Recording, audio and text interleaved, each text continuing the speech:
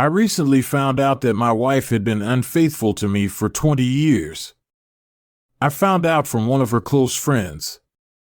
This led me to make the tough decision to end our marriage. My wife is 44 and I am 43. We have been married for 20 years. We met during our high school days. She was a senior and I was a junior. We were in a long-distance relationship while she was in college and I was after finishing high school. I went to community college for a year. Eventually, we ended up in the same city, where we lived together and started our lives anew. I graduated, and we got married that summer. Our marriage felt like a dream at the time. However, after my wife recently discovered my infidelity, everything fell apart. I found out she had been involved with multiple men during the 2 years we were long distance.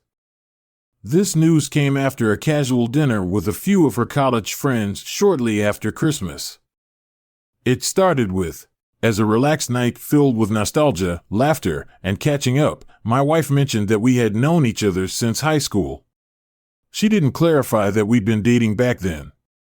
One of her college roommates chimed in, marveling at how we had met so young, gone through our crazy college years, and still ended up together. I played along, laughing and joking that maybe I had been the wild one, not my wife. But then something odd happened. Her roommate began to tell a story. My wife immediately shut her down, saying it made her uncomfortable. She said it was abrupt and made her feel uneasy. I tried to clarify that we had been together all throughout college. The room fell silent and the mood shifted. The evening ended awkwardly. As we were leaving, another one of her friends pulled me aside. She hinted that I needed to have a serious conversation with my wife about what really happened during those college years. On the way home, I felt uncomfortable.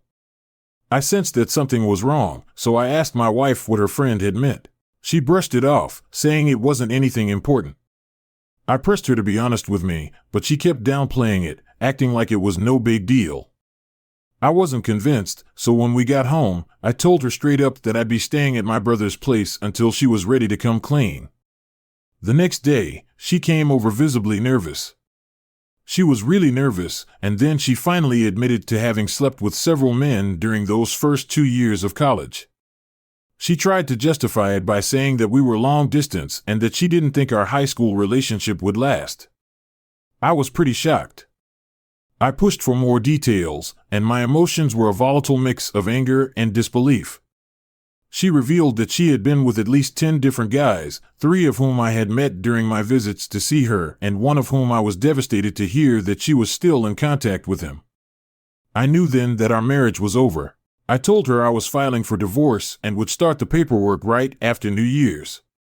She tried to downplay everything to make me feel like I was overreacting, but that only reinforced my decision. This wasn't just about the cheating, it was about the years of lies and the lack of respect for our relationship. Now both her family and mine are trying to convince me not to throw away 20 years over a few mistakes. I'm not willing to throw away 20 years over a few mistakes.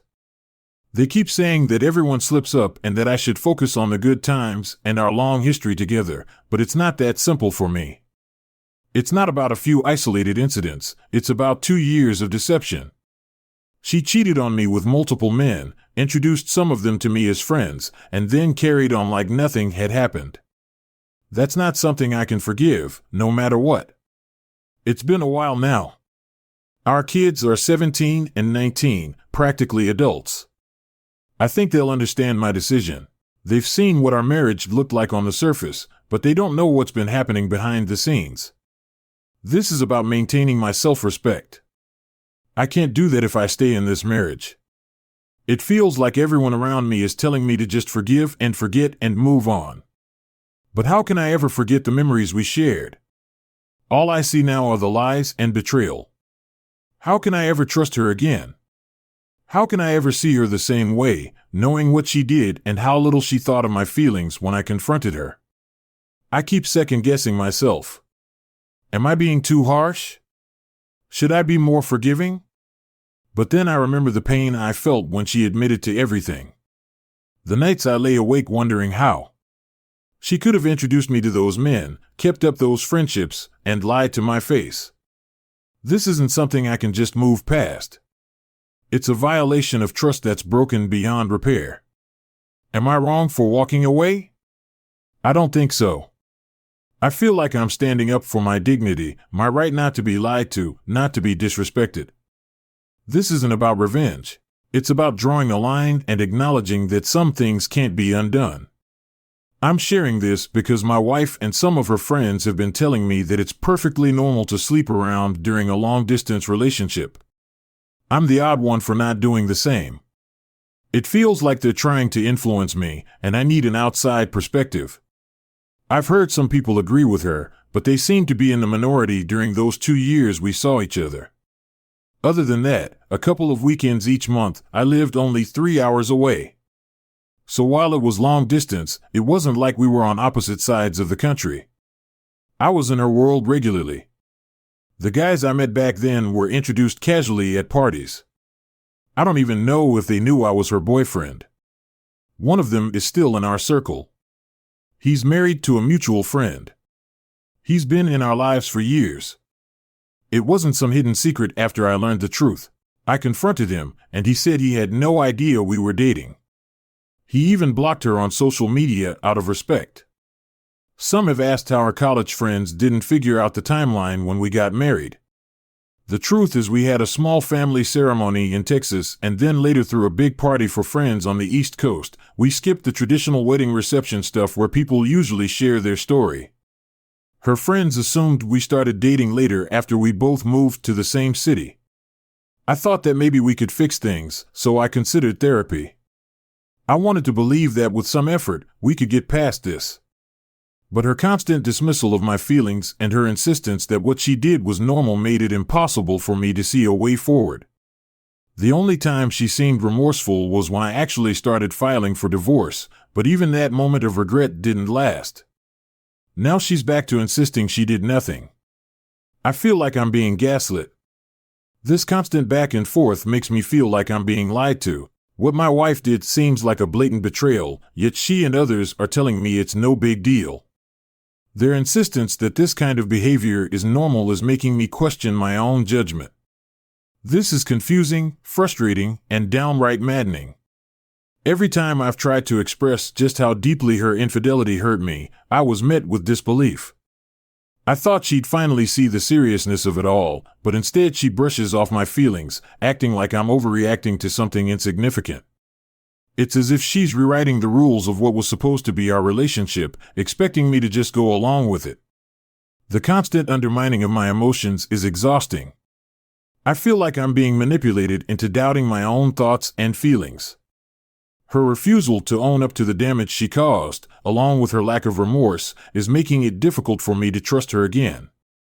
Her attempts to make infidelity seem normal just deepen the divide between us. It's not just about the cheating anymore. It's about her complete inability to understand why I'm so hurt at this point. I feel like I need to protect my mental health. I can't stay in a marriage where my emotions are ignored and trust is shattered beyond repair. Her lack of genuine remorse and insistence that I'm in the wrong for feeling betrayed makes it impossible. I know I'm not overreacting when I say that I want to see a future together. I'm just standing up for myself and for my right to have a relationship built on respect and honesty. As for my kids, I'm not getting a paternity test unless they ask for it. I've never doubted that they're biologically mine. Even if a test proved otherwise, it wouldn't change how I feel about them. They've been my children for 19 years. No matter what happens, I'll always love my kids. My wife's mistakes don't change that. Back then, we were in an exclusive relationship. Dating culture was very different 20 years ago. Exclusivity wasn't even something you had to talk about. It was assumed. There wasn't this idea of open relationships or casual dating, which is more common now. If you were with someone, it meant you were only with them before she left for college. We had a long, tough conversation about keeping our relationship going long distance. She was adamant about staying together. In fact, she even joked that her dad would come after me if I ever hooked up with anyone else. That joke had some serious weight behind it, showing how important our relationship was to her. One big example of how committed we were came when it was time for my senior prom. She couldn't make it because she was away at college. When I suggested going with a female friend purely as friends, she was really upset about it, which told me a lot about how much our relationship meant to her and that we were exclusive. I ended up skipping prom and spent the night with her instead. We didn't have to say we were exclusive because our actions and conversations made it clear that fidelity was an expectation for both of us.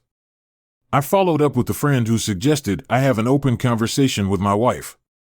He told me that 10 men might be on the low side and that there was even a pregnancy scare during those years, which I'd never heard about. Honestly, the number of men isn't the biggest issue for me.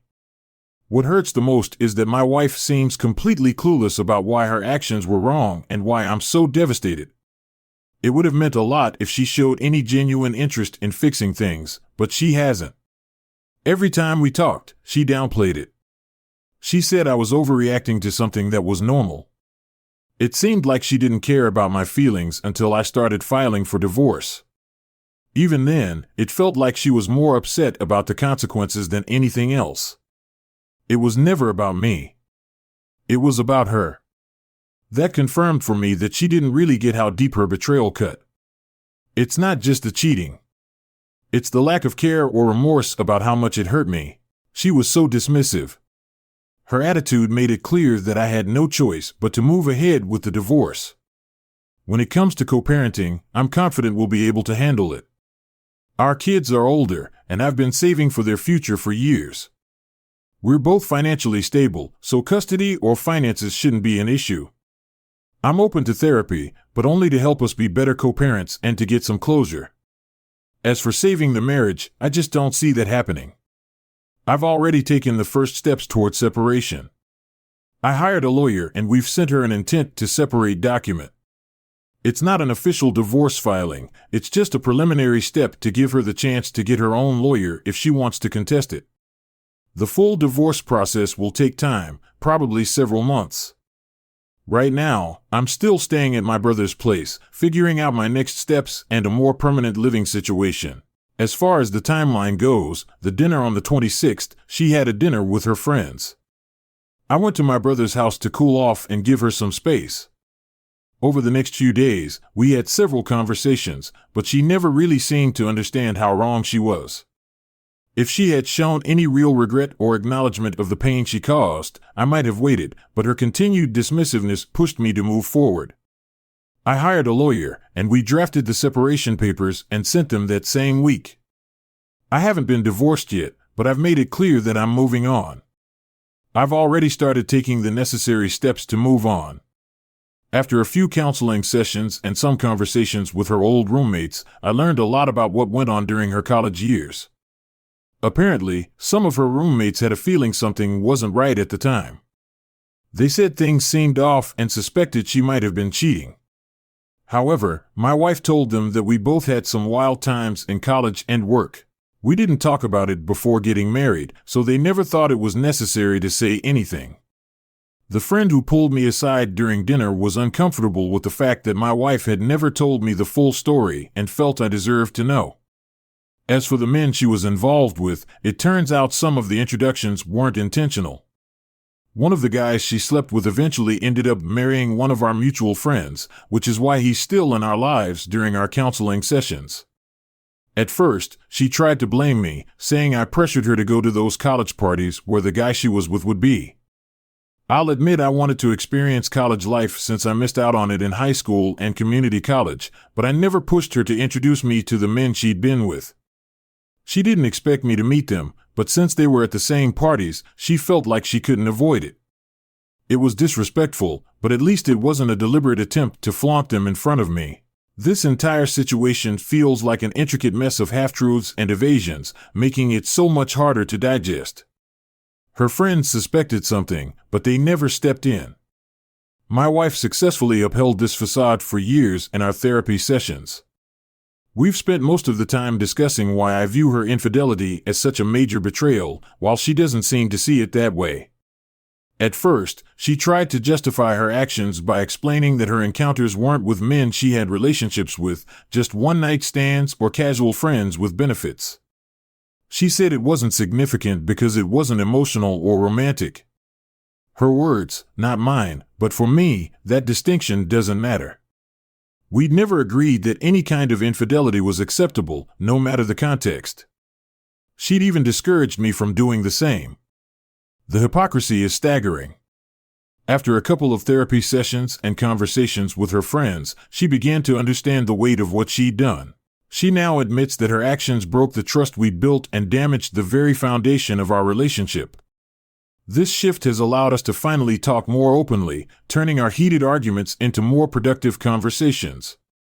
This change has given me hope, not for our marriage, but for our future as co-parents.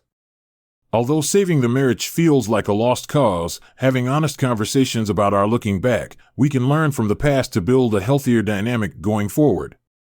This is crucial for the well-being of our kids and to navigate the complexities of co-parenting effectively. However, there are two reasons why I'm 100% committed to divorce.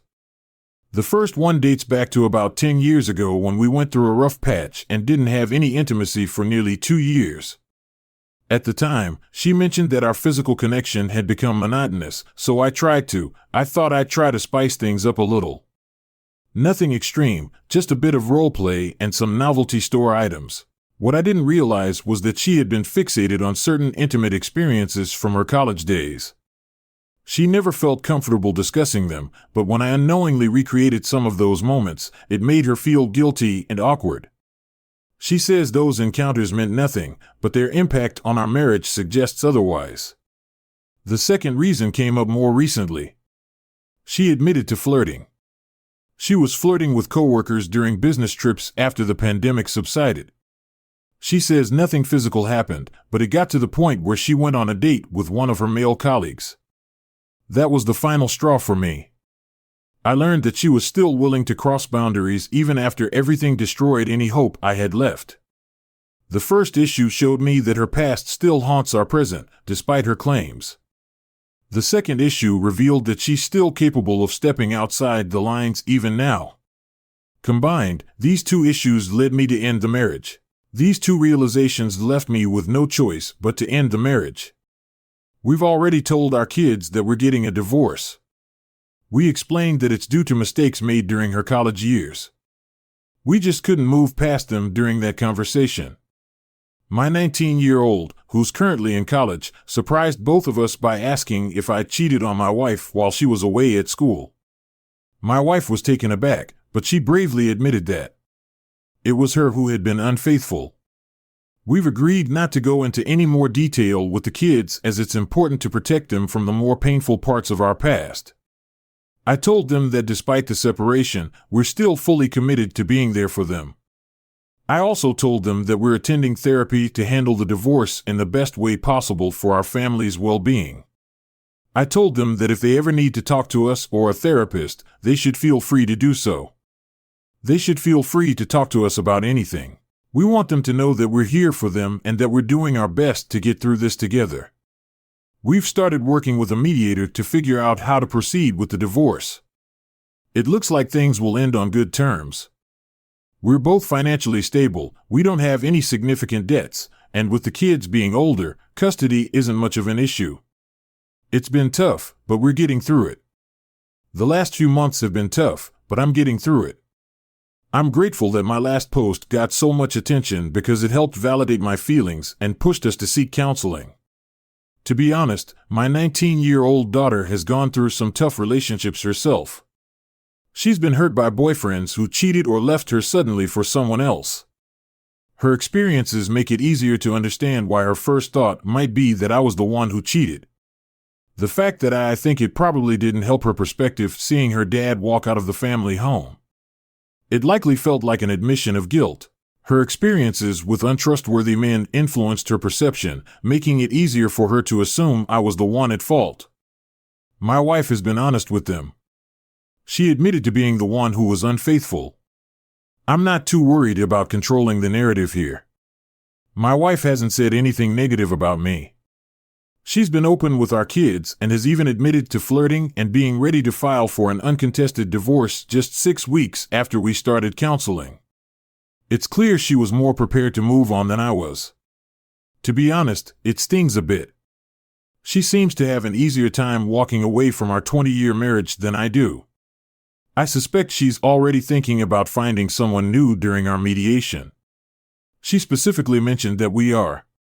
She said she wants to stay married until the divorce is final and that any infidelity before that could impact our settlement. I thought it was ironic, since the divorce itself is due to her infidelity. She seemed annoyed when we talked about it. I also think that my current living situation, where I'm crashing in the guest room, might be delaying her ability to fully move on.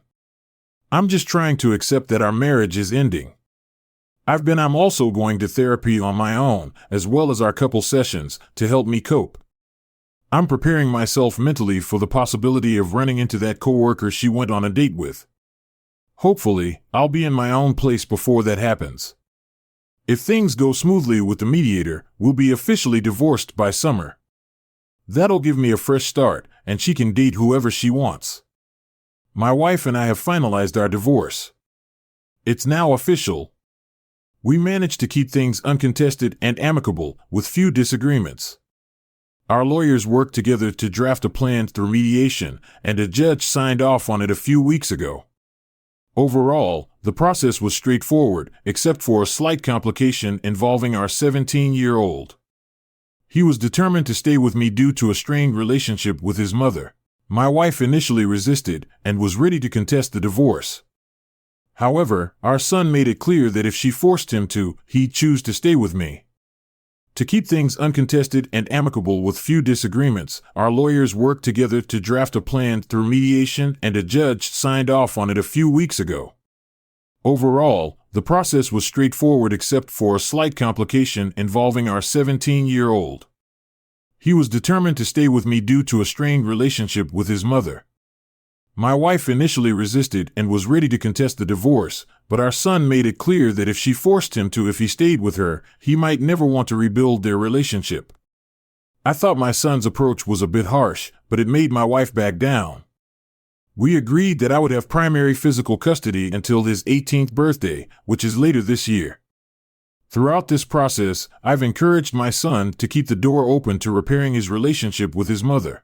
Regardless of what she did before he was born, she was a loving and caring parent. After 17 years of parenting, I noticed him spending more and more time with her as the divorce moved forward. This gives me hope that they'll eventually repair their bond. This whole experience has been tough on all of us, but I'm optimistic that with time they'll be able to reconnect. When it came to dividing our assets, we split everything down the middle, 50-50ths. My ex-wife was particularly attached to the house, which I didn't care for much. She kept the house and most of the furnishings to even things out. She took out a mortgage to pay me for half of the equity and half of the furniture's value. Everything else was easy to split. She kept her car, I kept mine. We divided our personal belongings like my music equipment and her hobby gear.